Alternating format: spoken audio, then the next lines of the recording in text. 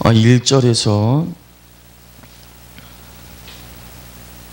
13절까지 제가 받들어 봉독하겠습니다. 태초에 하나님이 천지를 창조하시니라. 땅이 혼돈하고 공허하며 흑암이 깊음 위에 있고 하나님이 쉬는 수면에 운행하시니라. 하나님이 가라사대 빛이 있으라 하시매 빛이 있었고 그 빛이 하나님 보시기에 좋았더라. 하나님이 빛과 어둠을 나누사 빛을 낮이라 칭하시고 어둠을 밤이라 칭하시니라. 저녁이 되며 아침이 되는 이는 첫째 날이니라. 하나님이 가라사대 물 가운데 궁창이 있어 물과 물로 나누게 하리라 하시고 하나님이 궁창을 만드사 궁창 아래의 물과 궁창 위의 물로 나누게 하시며 그대로 되니라. 하나님이 궁창을 하늘이라 칭하시니라. 저녁이 되며 아침이 되니 이는 둘째 날이니라. 하나님이 가라사대 천하의 물이 한 곳으로 모이고 물이 드러나라 하시며 그대로 되니라. 하나님이 묻을 땅이라 칭하시고 모인 물을 바다라 칭하시니라. 하나님 보시기에 좋았더라. 하나님이 가라사대 땅은 풀과 씨 맺는 채소 각기 종류대로 씨 가진 열매 맺는 과목을 내라 하시며 그대로 되어 땅이 풀과 각종 종류대로 씨 맺는 채소와 각기 종류대로 씨 가진 열매 맺는 나무를 내니 하나님 보시기에 좋았더라. 저녁이 되며 아침이 되니 이는 셋째 날이니라. 아멘. 오늘은 첫째 날 그 빛에 대한 비밀, 두 번째 날 궁창을 창조하셨는데 궁창이 도대체 뭐냐, 그리고 셋째 날 물을 모으시고 바다라 칭하시고 묻이 드러나라 라겠는데 그 묻, 땅이 도대체 뭐냐, 그 영적인 의미를 오늘 이제 살펴보려고 합니다. 첫째 날 빛이 있으라겠는데 넷째 날에 보니까 해, 달, 별을 창조하셨거든요. 그러면 첫째 날 빛은 넷째 날 해, 달, 별을 통해서 비추는 빛이 아니고 다른 빛을 의미한다라는 것이죠. 이 많은 분들이 이 창세기 1장을 읽으면서 여기서 시험이 들어요. 시험. 왜 시험이 드느냐? 아니 빛이 해, 달, 별이 있어야 빛이 있는 것인데 넷째 날 해, 달, 별을 만들었는데 어떻게 첫째 날 이미 빛이 있겠냐? 이건 뭐 이치 안 맞는다, 앞뒤가 안 맞는다 라고 하는 분들이 좀 있더라고요. 의외로 있어요. 그러면 이 첫째 날 빛은 해, 달, 별에서 비추는 빛이 아니고 다른 빛인데 도대체 이 빛이 무엇이냐?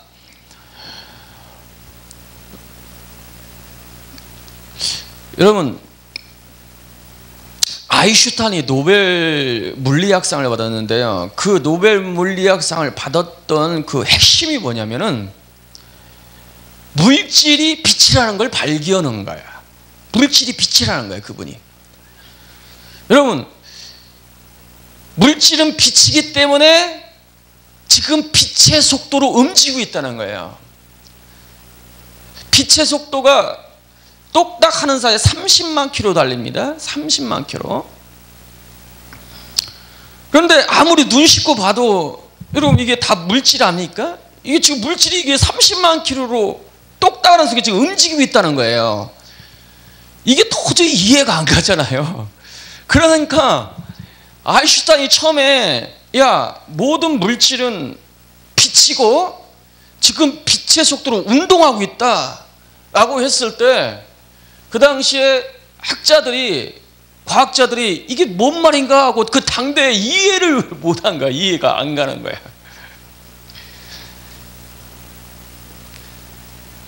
그런데 여러분 보세요. 핵을, 여러분, 모든 물체는 물질로 이루어졌잖아요. 이 물질은 분자로 이루어졌고요. 이 분자는 원자로 이루어졌고, 원자는 핵과 전자로 했고, 핵을 깨면, 중성자로 핵을 깨면 17개의 솔입자가 나옵니다. 이 쿼크 4개, 이 쿼크 입자라는 게 있어요. 기본 입자인데 쿼크 4개 입자가 있어요. 그리고 렙톤이라는 입자가 있어요. 그 12개의 기본 입자가 있는데 그 입자를 상호 매개하는, 교통하고 있는 힘의 입자가 있어요. 힘의 입자. 이게 힘의 입자가 4개예요. 광자, 클론, 그 다음에 WZ 입자라는 게 있어요. 그리고 WZ 입자에 질량을 부여하고 있는 힉소 입자, 일명 신의 입자라는 게 있어요. 그렇게 17개로 구성이 됐는데 그 핵을 딱 중성자로 깨면 그 입자들이 튕겨져 나와요. 그 튕겨져 나오는 것이 뭐냐면 그게 핵폭탄이에요. 물질을 깨면 거기에서 엄청난 빛이 쏟아져 나와요. 그 쏟아져 나오는데 그게 일명 에너지인데 그게 핵분열을 통해서 만들어지는 것이 이 핵 에너지 아닙니까? 그러죠? 그러니까 그 핵 에너지가 뭐냐면 그게 뭐냐면 빛이에요. 빛. 한마디로 얘기하면 빛이란 말이죠. 그러니까 물질의 근본, 물질의 미시 세계로 들어가 보니까 한마디로 물질은 빛이고 에너지더라는 거야.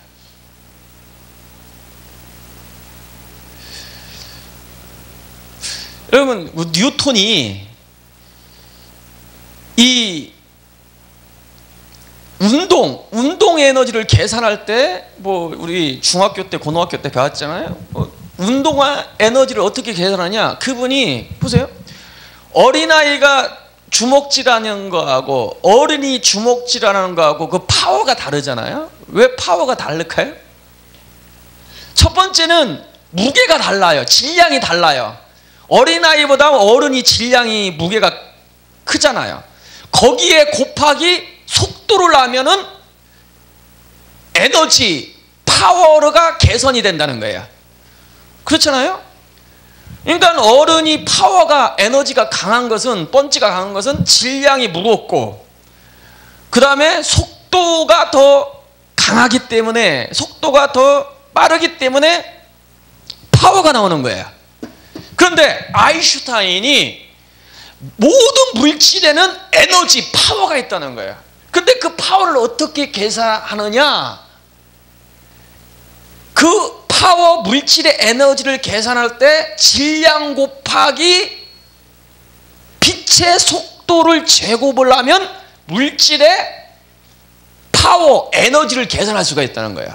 자, 그런데 왜 물질의 에너지를 계산할 때 질량 곱하기 속도를 하는데 그 속도를 무슨 속도로 계산했냐면 빛의 속도로 계산했다는 거야. 왜 그럴까요? 이 물질은 빛이고 빛의 속도를 가지고 있다. 빛이기 때문에 빛의 속도를 가지고 있다는 그 전제를 깔은 거예요. 그 정제를 깔고 그분이 특수 상대성 이론을 만들어낸 거예요.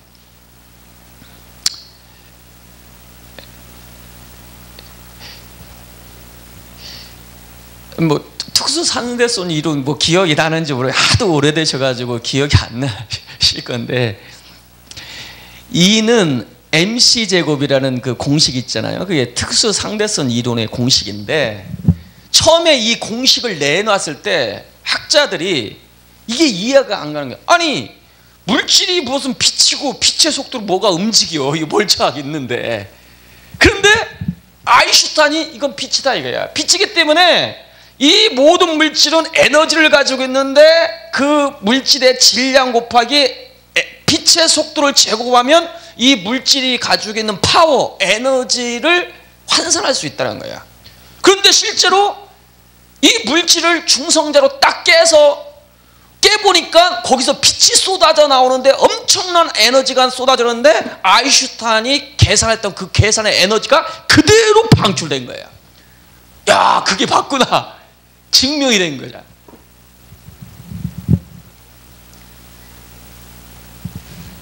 그래서 결국은요, 이 모든 창조 세계, 이 옛 창조, 이 우주 물질 세계의 근원이 뭐냐면 한마디로 얘기하면 에너지, 빛입니다. 빛.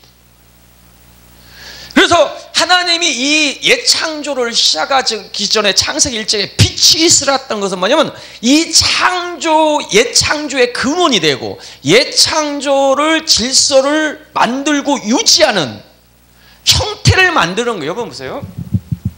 형태가 어떻게 만들어지는 거냐면은 그 핵 속에 있는 쿼크와 렙톤이라는 기본 물질을 그 힘을 매게 하는 그 4개의 입자가 상호작용하면서 그 입자의 구성 요소에 따라서 어떤 형태가 만들어지는 거거든요. 형태가 만들어지는 건데 그 기본 입자들이 한마디로 얘기하면 빛이에요. 빛.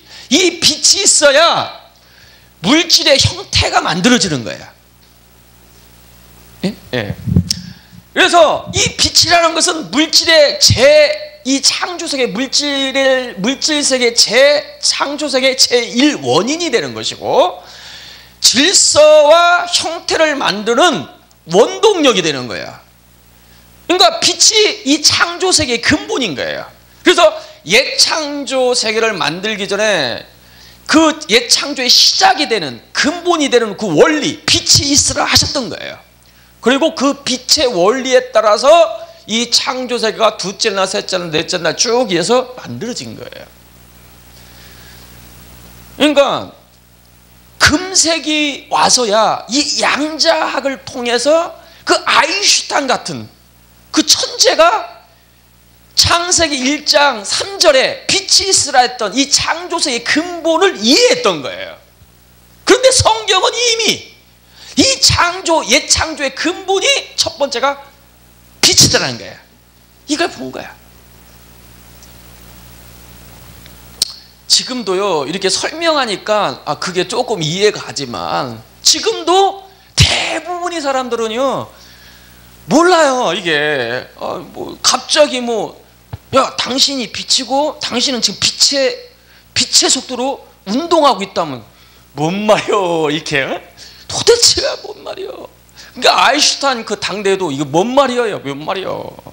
너무 앞서가 버리니까 이해를 못하는 거예요. 성경이 너무 앞서간 거야, 이게. 너무 앞서가니까 창세기 1장 읽다가 이게 자기 머리로 이해가 안 되니까 야, 이거 앞뒤가 이치도 안 맞네 하면서 이렇게. 그러니까 우리 신천지 그분들이 어제 발제를 하는 요 주제가 요거였거든요. 근데 얘기를 이렇게 들어보니까 창세기 1장을 실제로 창조의 역사로 믿지 않더라고요. 왜냐면 보니까 봐라. 아니 창세기 그 넷째 날 해, 달, 별을 창조했다고 했는데 그 해, 달, 별에서 빛이 나오는 건데 첫째 날 빛을 만들었다는데 앞뒤가 안 맞는 거 아니냐. 그러므로 이것은 상징적인 표현이지 이건 창조에 대한 내용이 아니다 라는 거예요. 그런데 그 말에 많은 분들이 그럴싸하니까 그냥 이렇게 이제 하시는 건데, 그러면 이 빛이 뭐냐 이거야. 이 빛이 첫 번째는 이 옛 창조의 시작, 그 다음에 옛 창조의 질서와 형태를 만드는 제1원인이 되는 것이 빛이다 라고 정의할 수가 있어요. 그런데 이 구약은 신학의 그림자요 예표입니다. 예수님이 말씀하시길 야, 모세의 글과 선지자의 글과 이 시편의 글은 다 나에게서 기록한 거다. 이 모세의 길, 창출 내민신, 이 창세기도 나에게도 기록한 거다. 그러므로 이 창세기 1장 창조의 내용에서도 바로 예수 그리스도가 계시되어 있다는 걸, 이걸 봐야 돼요. 이걸 봐야 돼요. 이 창세기 1장 3절에 첫째 날 빛이 있으라 했던 그 빛이 무엇을 또 상징하고 예표하고 있는지 그 영적인 비밀을 풀어놓은 것이 요한복음 1장입니다. 요한복음 1장은 그 첫째 날 빛이 있으라 했던 그 빛은 뭘 상징하고 뭘 예표하고 있는 거지, 그 영적인 비밀을 풀어 헤쳐놓은 신학의 창세기가 요한복음 1장이에요. 요한복음 보니까 그 빛이 어둠 가운데 비추더라. 그런데 어둠이 빛을 깨닫지 못하더라 라고 있어요. 그가 세상에 계셔. 참빛 그가 세상에 계셨는데, 참빛이 세상에 계셨는데 세상은 그로 말미암아 지은 바 되었는데 세상이 그를 알아보지 못했더라.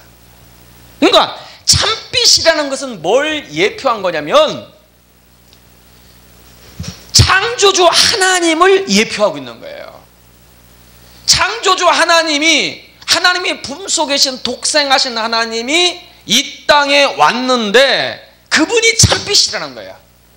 그러니까 하나님이 참빛입니다. 아멘? 하나님이 참빛. 창조주 하나님이 이 땅에 왔는데 그 참빛 창조주를 어둠이 알아보지 못했다는 거야. 참빛으로 말미암아 세상이 창조됐는데 세상이 어둠이 그를 알아보지 못했더라라는 거예요. 그래서 빛이 있으라 함으로 그 빛을 통해서 옛 창조가 시작됐듯이 신학에 와보니까 하나님의 품속에 계신 독생하신 하나님이 육신을 입고 이 땅에 오신 사건을 뭘로 표현하고 있으냐면 빛이 이 땅에 비친 어둠 가운데 이 땅에 참빛이 비쳤다는 걸로 표현합니다. 그러므로 빛이 있으라 했던 요한 창세기 1장 3절의 첫째 날의 그 말씀은 뭐에 대한 예표냐면은 참빛 대신 하나님이 육신을 입고 이 땅에 오실 성육신할 사건을 예표하고 있는 거예요. 예언하고 있는 거예요. 참빛인 하나님이 육신을 입고 처녀의 몸인 마리아의 몸을 통해서 사람으로 이 땅에 오실 것을 예언하고 있는 것이 첫째 날에 바로 계신 거예요. 빛이 있으라 하라는 의미가 바로 성육신 하시는 하나님 예수 그리스도에 대한 예표란 말입니다. 아멘? 예?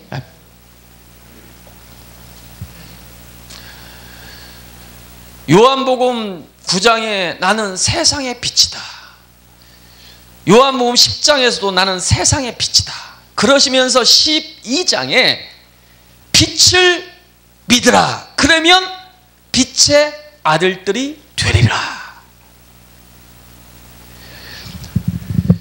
참빛은 하나님인데 하나님이 어둠 가운데 육신을 입고 이 땅에 나타난 사건, 그것이 빛이 있으라는 창세기 1장의 사건인데 창세기 1장을 통해서 빛이 있음을 통해서 옛 창조가 시작됐듯이 하나님, 참 하나님이신 참빛이신 참 하나님이 육신을 입고 이 땅에 오심으로 통해 가지고 새 창조가 시작된 겁니다.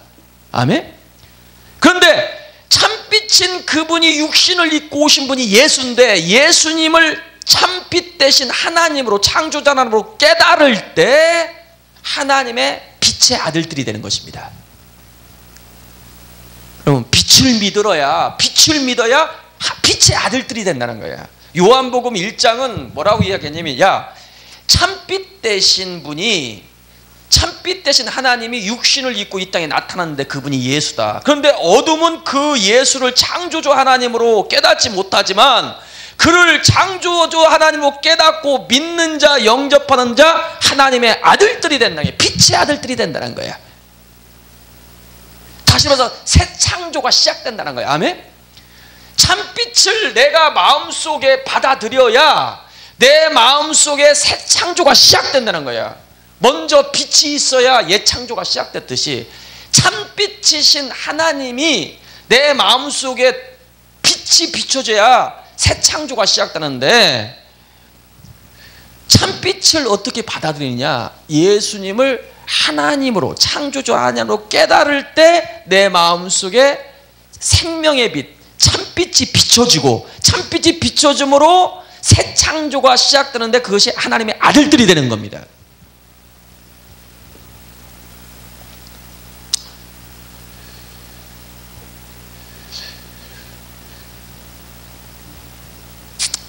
우리 계시록 1장 20절에 교회를 가리켜 두 가지로 표현해요. 촛대, 별. 이거 다 이 빛을 발하는 거예요. 빛을 발하. 촛대도 빛을 발하잖아요. 별도 태양빛을 받아서 빛을 반사하는 빛을 발하거든요. 교회를 빛으로 표현하고 있어요. 빛. 여러분, 빛이 비쳤을 때 그때부터 생명의 역사, 바로 생명의 바로 생명이 시작되는 거거든요. 참빛인 하나님이 우리에게 예수 그리스도가 하나님이라는 그 사실을, 십자가에 달리신 분이 예수 그리스도가 하나님이라는 사실을 내가 받아들일 때 내 마음에 그 새 창조의 생명의 빛이 우리 마음속에 들어옴으로 새 창조의 생명의 역사가 시작되는 거거든요. 굉장히 중요한 원칙입니다. 고린도후서 4장 4절에 그리스도의 영광의 복음의 광채를 이 세상 신이 보지 못하게 한다는 거야. 그리스도의 복음의 영광의 광채, 그리스도의 복음이 뭐냐? 그 다음 절에 보니까 내가 전하는 것은 예수 그리스도가 주 되신 것, 주라는 것은 하나님이 되신 것, 그게 복음의 핵심인데 그 복음의 빛이 내 마음속에 비춰져야 한다는 거야. 예수가 하나님이라는 거.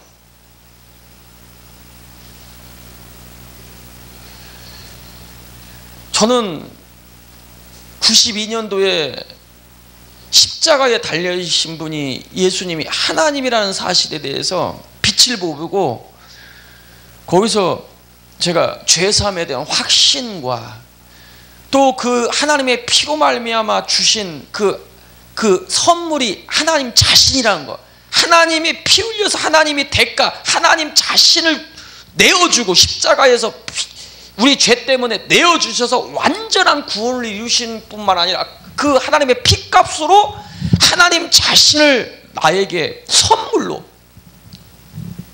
주셨다는 거. 나는 거기에서 이제 복음의 첫 번째 빛을 본 거예요. 빛이. 그 빛이 임한 이후부터 그 생명이 내 안에서 말씀과 함께 자라기 시작했어요.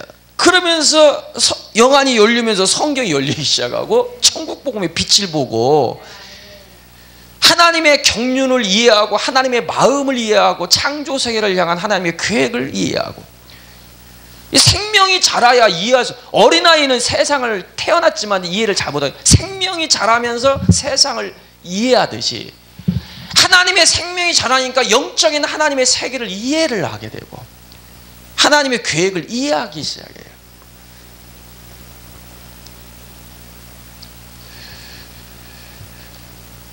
그런데 그 생명이 빛이 두르는데 두름으로 교회가 결국 뭐가 되냐면 촛대가 되는 거예요. 촛대. 하나님을 바라는 촛대. 별이 돼요. 그런데 그 촛대가 성경 끝에 가보니까 완성이 되는데 우주적인 촛대가 나타나요. 그 우주에 하나님의 생명의 빛을 바라는 촛대가 나타나는데 그 우주적인 촛대가 뭐냐면 교회의 최종 완성인 바로 성부 하나님을 오시면 최종적으로 그 성부 하나님을 모시고 그 성부 하나님가 빛이에요. 그러니까 성경 끝에 보면 해와 달이 비춤이 쓸데가 없고 하나님 자체가 빛이 돼요. 그 하나님 자체의 빛 되신 분이 보좌 삼고 교회의 최종 완성인 성도들 안에 들어오시고, 아멘. 그 결과로 그 교회의 최종 완성인 새 예루살렘은 우주 가운데 하나님의 생명의 빛을 발하는 우주적인 촛대가 되는데 그것이 새 예루살렘인 거예요.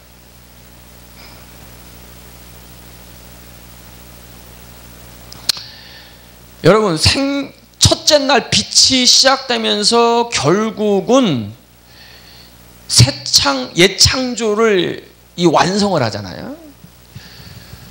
이 성육신 사건으로부터 결국 믿는 자의 빛이 들어오고 그걸 통해서 성자, 성령, 성자, 성부까지 생명의 빛으로 우리 가운데 들어오시면 결국은 교회는 우주적인 우주를 생명으로 밝히는 빛이 있어야 생명이 있잖아요.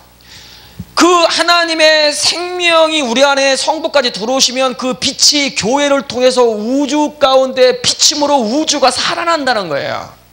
우주가 소생한다는 거예요. 우주가 생명으로 충만하게 된다는 거예요. 우주가 썩어짐에서 해방돼서 영원성을 입어버린다는 거예요. 그래서 로마서 8장에 이 피조물이 하나님의 아들들이 나타나는 것을 고대하고 고대한다는 거예요. 왜 고대하느냐? 피조물이 썩어짐에서 해방돼서 하나님의 아들들의 자유의 영광에 이르게 된다는 거예요. 그 하나님의 아들들이 뭐냐면, 이게 성령이 오시고 성자가 성부까지 오셨을 때 하나님의 아들들이 완전히 이 창조세계에 드러나는 거예요. 하나님의 아들들의 모습이, 형상이 완전히 완성이 되는 거예요. 그게 새 예루살렘이에요. 그때 바로 이 만물이 썩어지면서 해방돼서 이 하나님의 영원성을 입어버린다는 거예요. 그건 교회를 통해서 그런 역사가 일어난다. 하나님의 아들들. 그 하나님의 아들들이 언제 드러나느냐? 성령과 성자와 성부까지 오실 때, 생명의 빛이, 참빛의 근원 대신 성부까지 오셨을 때, 그 교회의 최종 완성의 새 예루살렘을 통해서 그 생명의 빛이 우주를 덮어버리는 거예요. 하나님의 임재로 덮어지는 결과로 이 창조 세계가 바로 하나님의 생명의 빛으로 우주가 살아난다. 이게 생명이 충만한, 그게 천국이에요.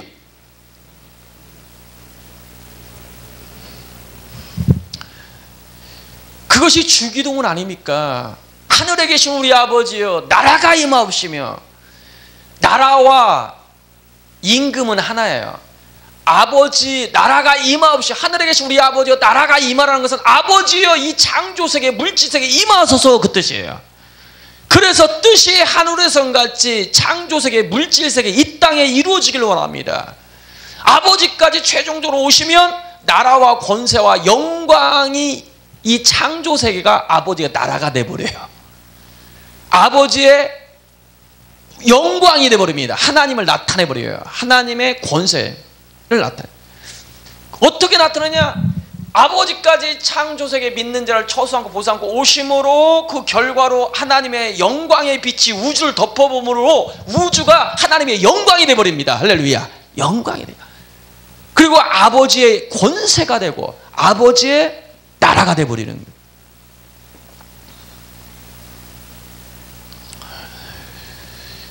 그래서 창세기 1장 3절에 첫째 날 빛이 있으랐던 이 사건은 옛 창조이지만, 이 옛 창조지만 신학의 새 창조를 위한 바로 생명의 근원자, 참빛의 근원 대신 독생하신 하나님이 성육신하실 사건, 성육신하실 사건을 예언하고 예표한 것이다 라는 거예요. 이게 첫째 날의 비밀입니다. 그러면 둘째 날은 뭐냐? 둘째 날은 십자가의 사건을 가리킵니다. 물 가운데 궁창이 있어 윗물과 아랫물로 나뉘라.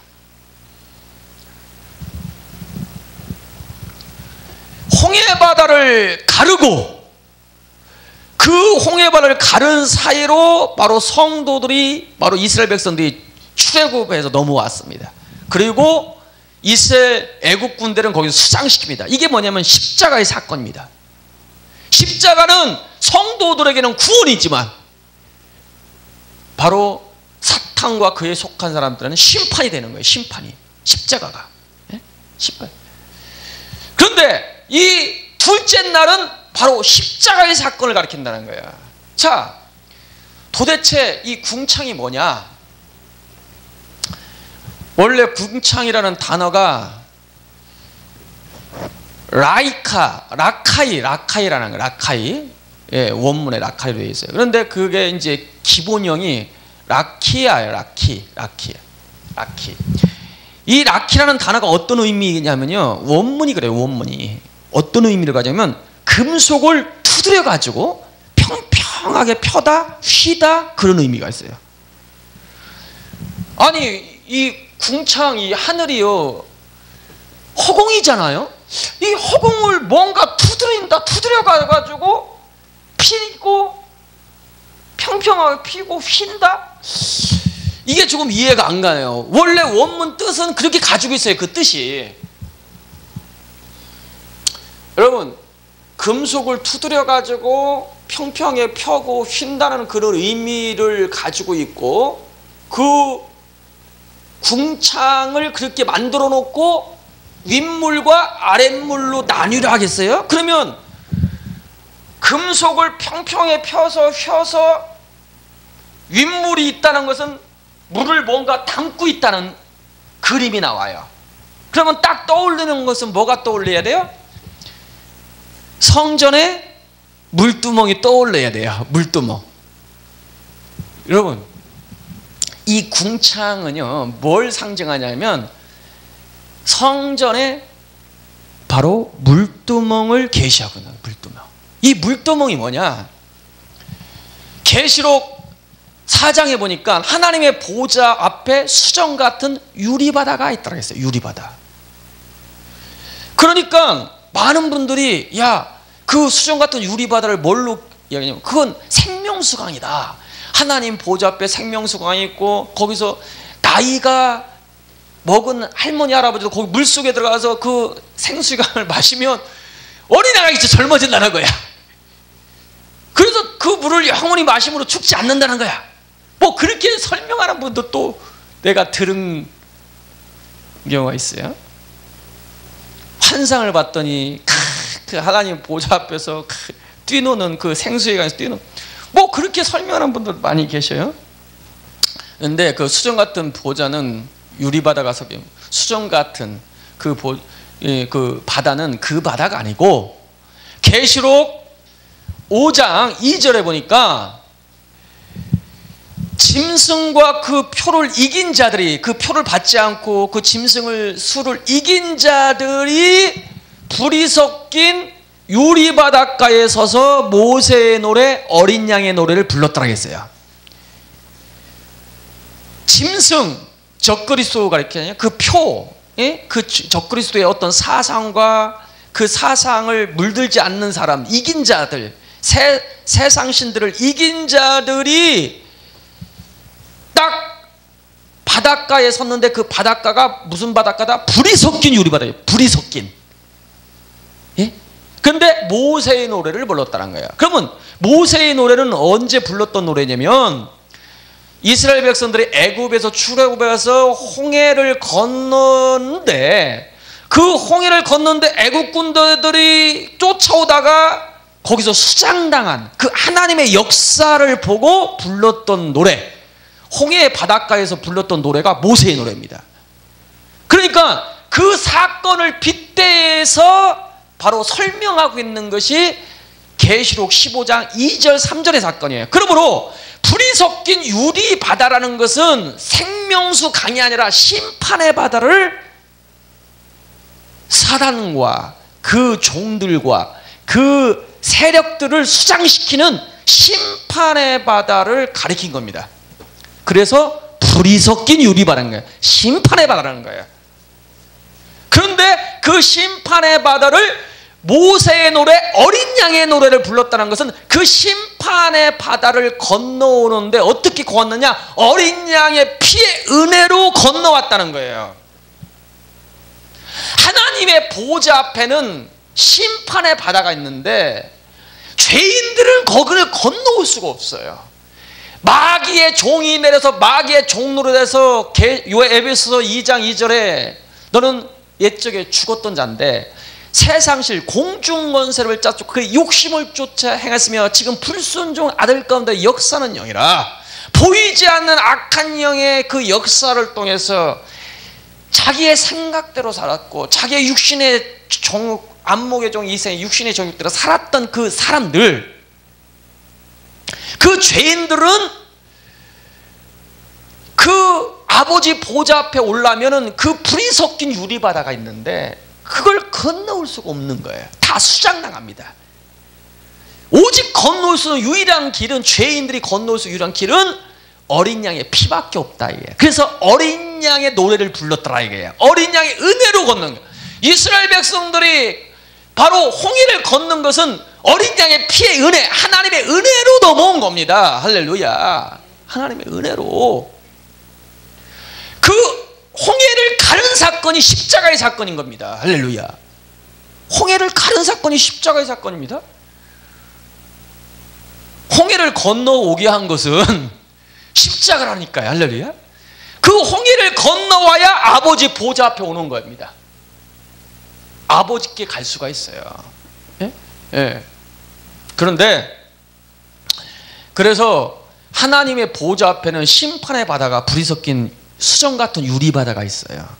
그 유리바다를 보고 모세가 이 땅에 모델 하우스를 만들었는데 그것이 성막이고 그것이 아버지 보좌 앞에 있는 수정 같은 유리바다를 뭘로 표현한 거냐면은 상징적으로 바로 물두멍으로 표현한 거예요. 여러분, 물두멍은 노추로 만들어요. 먼저 노추를 막 두드려요. 금속 딱 두드려요. 두드려가지고 평평히 만들어서 휩니다. 이걸 휘어서 거기에 물을 담아요. 노추는 심판을 상징합니다. 그리고 노그릇 아래 물을 담았다는 것은 심판의 바다를 상징한 거예요. 하늘 보좌 앞에 있는 그 불이 섞인 심판의 바다를 모세는 물두멍, 노추로 만든 물두멍으로 표현한 겁니다. 뜰에 있는. 그리고 하나님의 보좌는 지성소로 표현한 것이고. 여러분, 계시록 4장에 보니까 하나님 보좌 가운데와 보좌 주위에 네 생물이 있다겠고 그 보좌 앞에 수정 같은 유리바다가 있다겠거든요.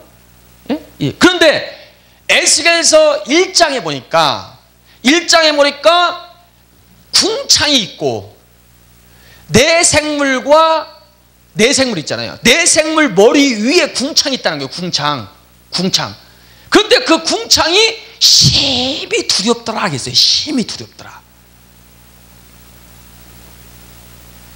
궁창이 왜 두려울까요? 네 생물은 아까 계시록에 보니까 하나님 보좌 앞에 있다 그랬잖아요. 보좌 가운데, 보좌 주위.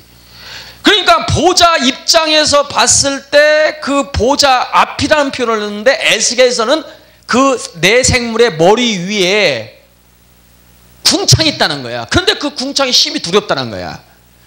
그러니까 에스겔서 1장에서는 하나님의 보좌 앞에 있는 불이 섞인 심판의 바다를 뭘로 표현한 거냐면 궁창으로 표현한 거예요. 그러니까 궁창이 불이 섞인 심판의 바다로서 그게 물두멍을 이야기하고 있는 거예요. 물두멍. 성막에서는 그게 물두멍이라는 거야. 그러므로 계시록 창세기 둘째 날 궁창이 있으라 했던 그 궁창이 뭐냐면은 뭘 상징한 거냐면 바로 물두멍을 상징한 거예요. 물두멍.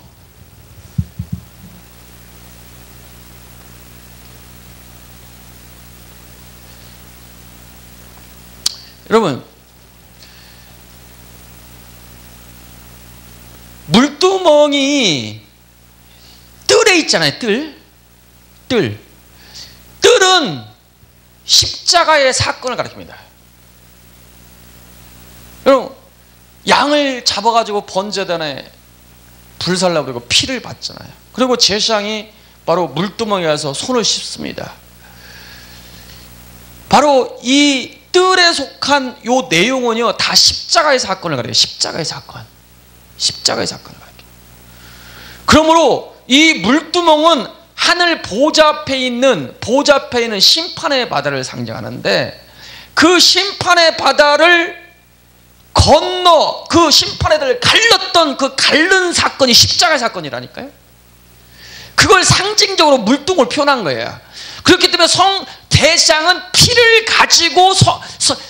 가지고 어린 양의 피를 가지고 물두멍에서 손을 씻은 거예요. 피 없는 상태에서 씻으면 나갈 수가 없는 거예요.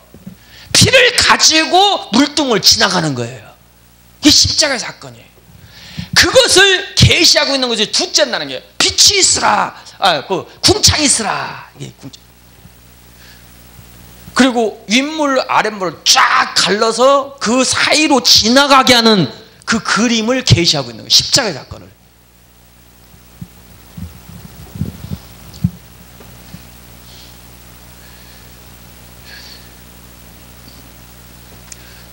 셋째 날은 뭐냐? 물을 모으셔서 그건 바다라 칭하시고 묻이 드러나라 했잖아요. 묻이 드러나라. 영어 성경은 묻이 나오라라는 말로 했어요. 묻이 나온다는 거예요. 바다에서 묻이 나온다. 이게 부활의 사건을 가리킵니다. 여러분, 홍해를 보면 여러분 그 바다가 쫙 갈라지잖아요. 마른 땅이 만들어져요. 마른 땅이. 그리고 바다를 건너서 와서 이스라엘 백성들이 땅으로 딱 올라오잖아요. 바다에서 올라온다. 이게 뭐냐면 부활의 사건입니다. 부활 사건.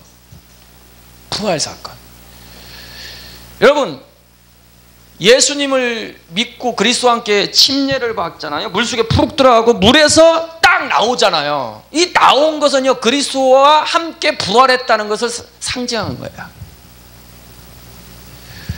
여러분, 그리스도가 십자가에서 죽고 부활을 통해서 하나님의 묻이 드러났습니다. 여러분, 땅이 있어야 거기에 씨를 심잖아요. 땅이 먼저 있어야 돼요. 땅이. 예수님이 십자가에 죽고 부활을 통해서 하나님의 땅들이 생긴 거예요. 할렐루야. 하나님의 땅들이. 이 하나님의 땅들에 바로 하나님의 새 창조의 그 생명의 씨앗들, 성부, 성자 하나님, 성령 하나님, 성자 하나님, 성부 하나님까지 떨어지시는 거예요. 예? 새 창조의 역사를 일으키기 위해서. 그래서 여러분, 셋째 날 묻이 들어라 라는 것은 바로 예수 그리스도의 부활을 예언하고 있는 거다. 그런데 여러분, 물을 모으셔서 그걸 뭐라고 했습니까? 바다라고 했어요. 바다는 아까 말씀하셨듯이 하나님 보좌 앞에 있는 심판의 바다. 바다는 무슨 바다라고요? 심판의 바다라는 거예요. 그러니까 묻이 드러나라라는 것은 뭐냐면 심판의 바다에서 나온 땅들, 나온 사람들이 곧 바로 생명에 일으킬 수 있는 바로 이제 그 하나님의 땅들이 될 것을 예언하고 있는 거예요. 응? 예. 여러분, 이 바다에서 조금만 더 설명하면은, 바다는 결국 저번에 이제 한번 설교를 했는데 계시록을 이제 풀어 드렸는데요. 하나님의 보좌 앞에 그 불이 섞인 유리바다가 있는데요. 그 심판의 바다입니다. 그 심판의 바다는요, 결국 이 땅에 주님이 오실 때 뭘로 계시냐면 7 대접으로 계시대요. 그러니까 하나님의 보좌 앞에 있는 심판의 바다가 이 창조세계의 성취대가 되는데, 어떻게 성취되느냐? 다시 말해서 물두멍이 이 창조세계의 성취가 돼요. 하나님의 보좌는, 하늘에 있는 하나님 보좌는 성령이 오시고 성자가 오시고 믿는 자까지 성부까지 오심으로 믿는 자들이 하나님 보좌로 완성되는데, 그게 새 예루살렘이고. 아멘. 예? 그런데 물두멍은 어떻게 완성이 되느냐? 이것도 똑같이 하나님이 오시면서 이 물두멍이 완성이 돼요. 바다가 완성이 된다는 거야. 하나님 보좌 앞에 있는 바다가 심판의 바다가 완성이 되는데, 어떻게 완성되느냐? 성령 하나님이 오시면서, 성자 하나님이 오시면서 7 대접을 쏟아 붓습니다. 그 7 대접이 뭐냐면은 하나님 보좌 앞에 있는 심판의 바다를 이 창조세계에 쏟아 붓는 거예요. 예? 물로 노아 시대 때 다 덮어가지고 수장시켜 버렸듯이, 그 불이 섞인 유리바다를, 하늘에 있는 유리바다, 그것이 7 대접이야. 7 대접을 가지고 주님이 재림하면서 쏟아 부어버려요. 그것이 계시록 16장부터 20장 3절까지예요. 주님이 지상 재림하면서 세상 나라를 7 대접으로 쓸어버리고 그리스도의 나라로 만들어버리는 것입니다. 그러면서 계시록 19장 결론은 뭐냐면, 한 사람도, 불신자들 한 사람도 살아있지 않고 다 죽임을 당한다 했어요. 그것이 첫 번째, 주님이 재림할 때 있어질 하늘 보좌 앞에 있는 불이 섞인 유리바다가 이 창조세계에 적용되는 거예요. 그리고 성부 하나님이 오심으로 백보자 심판을 통해서 하나님의 보좌 앞에 있는 심판의 바다가 최종 완성이 되는데, 그것이 불못이에요. 불못에 사탄, 마귀, 불신자 완전히 다 수장됩니다. 그래서 이 불못은 바로 물두멍의 최종 완성이고, 하나님 보좌 앞에 있는 불이 섞인 유리바다의 최종 완성이 되는 겁니다. 그래서 성경 끝에 보면 불이 섞인 유리바다는 뜰에 있잖아요. 그래서 지옥은 뜰의 완성이에요.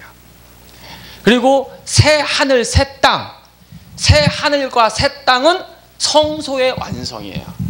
그리고 새 예루살렘은 하나님과 우리이신 하나님을 모신 바로 지성소, 지성소의 최종 완성이 새 예루살렘인 거예요.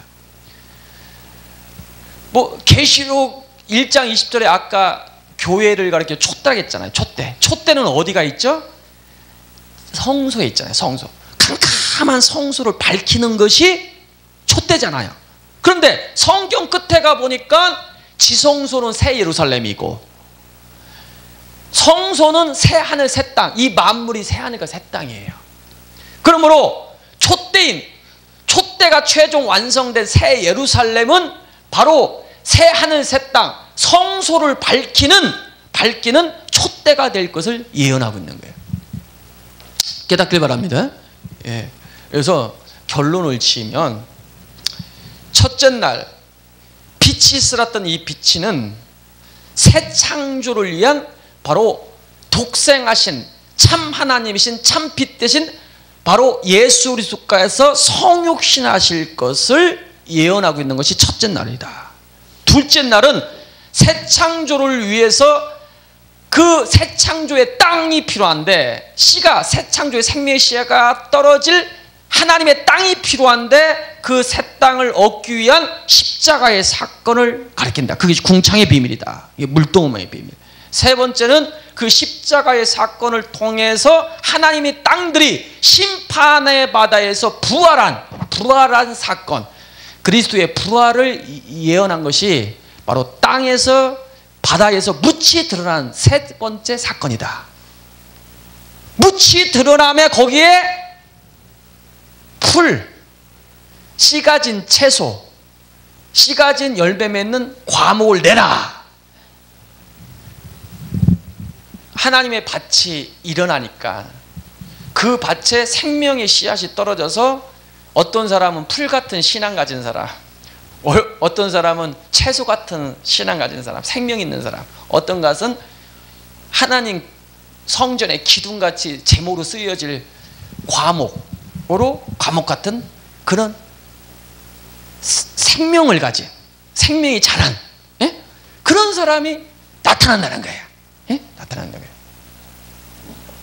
그것이 셋째 날에 대한 계시다라는 거죠. 그래서 결론을 맞으면 그러면 도대체 넷째 날은 뭐예요? 넷째 날 해야 될 별은 뭐냐? 이건 결론만 얘기해. 시간이 없으니까 이거 마무리. 이것은 재림 때 있었지 사건이. 다섯째 날 바다에 물고기 만들고 그 새들을 만든 사건. 그것이 바로 천년 왕국에 대한 이야기. 그리고 여섯째 날 짐승을 만들고 하나님의 형상으로 만들어진 남자와 여자 부부가 나오거든요. 그것은 성부 하나님이 오심으로 있어질 새 하나님의 어린 양의 아내가 출현할 새 예루살렘에 대한 예표예요. 새 예루살렘은 어린 양의 아내라고 했잖아요. 계시록 21장 9절 10절. 하나님의 아내가 되려면은 첫 번째 하나님의 동일한 생명이 있어야 돼요. 그리고 동일한 형상이 있어야 돼요. 세 번째 생명이 자라야 돼요. 여러분 결혼을 하려고 하는데 애기하고 결혼할 수 있습니까? 생명이 자라야 돼. 짐승하고 결혼할 수 있습니까? 형상과 생명이 달라서 결혼할 수가 없어요. 결혼하려면 세 가지가 있어요. 또 동일한 생명, 형상이 있어야 돼요. 동일한. 그리고 생명이 자라야 돼요. 지금 상태로는 우리 교회가 결혼할 수가 없어요. 성부까지 오시면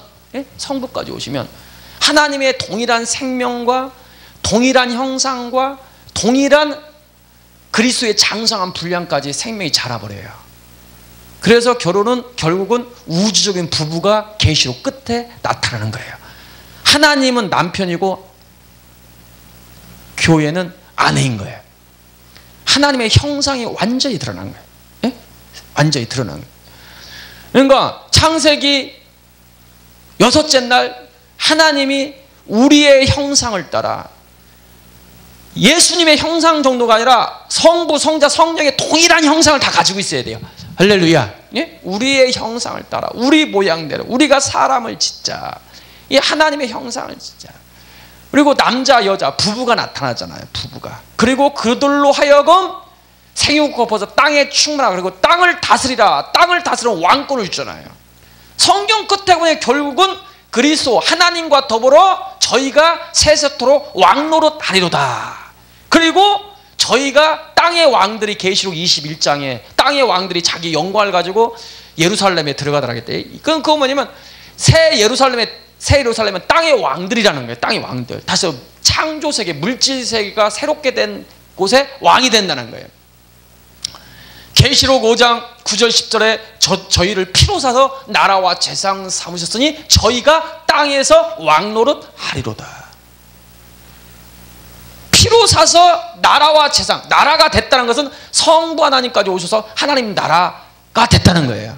그 결과로 저희가 왕노릇, 땅에서 왕노릇. 이 땅은 단순히 이 지구를 가리킨 게 아니라 이 창조세계, 물질세계를 가리킨 거예요. 그 왕노릇 하리로다라는 거예요.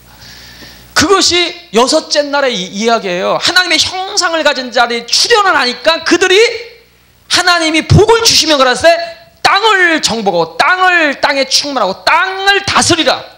땅의 왕권. 이건 뭘 예표한 거냐? 결국은 성부 하나님까지 오심으로 하나님의 형상이 회복되고, 하나님의 형상이 회복된 결과가 뭐냐면 결국 왕들이 되는 게, 땅의 왕들이 될 거라는 거예요. 그것이 계시록의 결론 아닙니까? 그리고 안식에 들어가는 거예요. 할렐루야. 안식에 들어가요. 그래서 이 7이라는 숫자는 완전 숫자예요. 그래서 창세기 1장의 일곱째 날을 통해서, 일곱 날을 통해서 옛 창조가 시작되고 완성됐듯이, 이것은 신약의 예수 그리스도 성육신 사건으로부터 십자가, 부활, 성령이 오시고 성자가 오시고 성부까지 오심으로 최종 완성될 바로 새 창조의 완성, 새 하늘 새 땅 새 예루살렘에 대한 완벽한 신학의 계시예요. 새 창조의 계시예요. 신학의 전 경륜 속에, 신학의 전 역사 속에 성취될 천국 복음에 대한 계시다 이게 말입니다. 깨닫길 주 예수로 축복하고 하나님의 생명의 빛이 마음 가운데 충만히 비춤으로 새 창조의 부활의 역사 있길 예수로 축복합니다.